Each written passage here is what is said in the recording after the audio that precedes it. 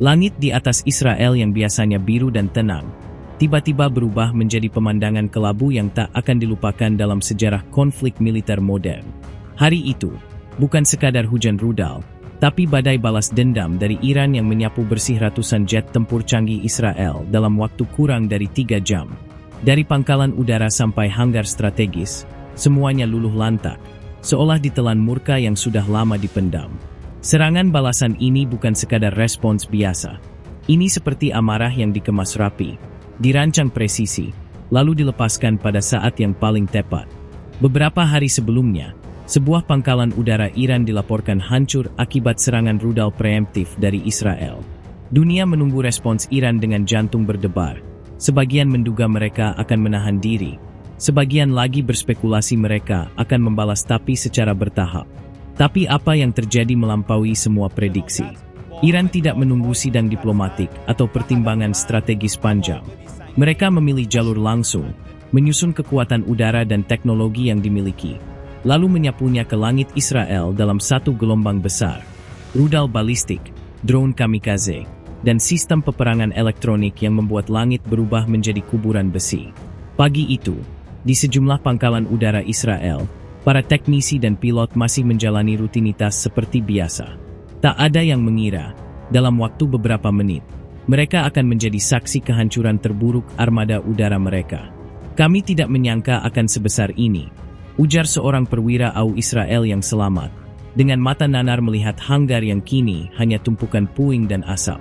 Radar mereka buta, sistem komunikasi lumpuh total, dan jet-jet siluman canggih mereka berubah menjadi barang rongsokan yang bahkan tidak sempat bergerak dari posisi parkir.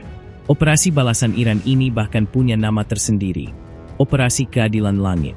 Judulnya terdengar puitis, tapi dampaknya brutal. Dalam siaran televisi nasional Iran, seorang jenderal tersenyum penuh makna, menyebut serangan itu sebagai peringatan keras bahwa dominasi langit tidak bisa diklaim sepihak.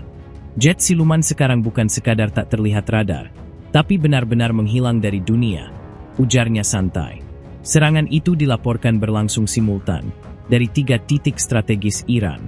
Rudal-rudal Fateh dan Syahid bersama drone Mohajral dikirimkan dalam formasi mengerikan, menargetkan semua titik vital milik Israel, jalur takeoff, hanggar, tempat parkir militer, bahkan stasiun komando udara.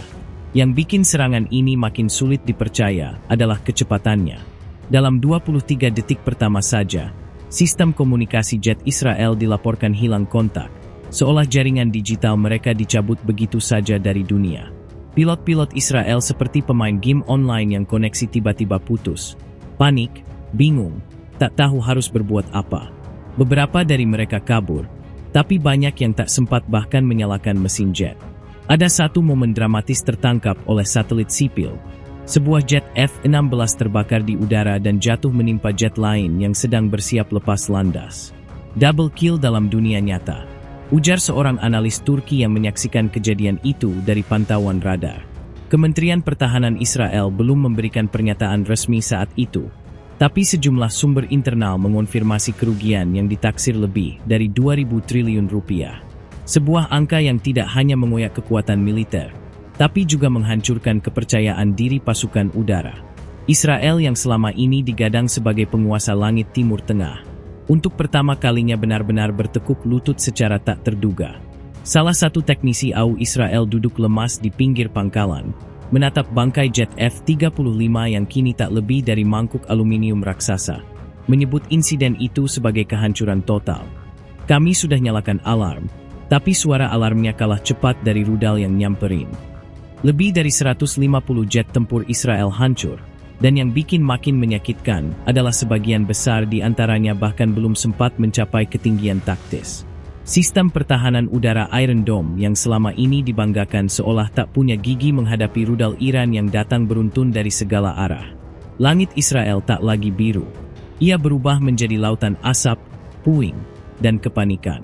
Di berbagai titik, para prajurit AU hanya bisa berlari dari gedung ke gedung, mencari perlindungan, sembari suara ledakan terdengar berulang kali di kejauhan. Dari ruang komando, sejumlah jenderal Israel dilaporkan berteriak, bukan memerintah, tapi ketakutan karena sistem kendali tak lagi merespon.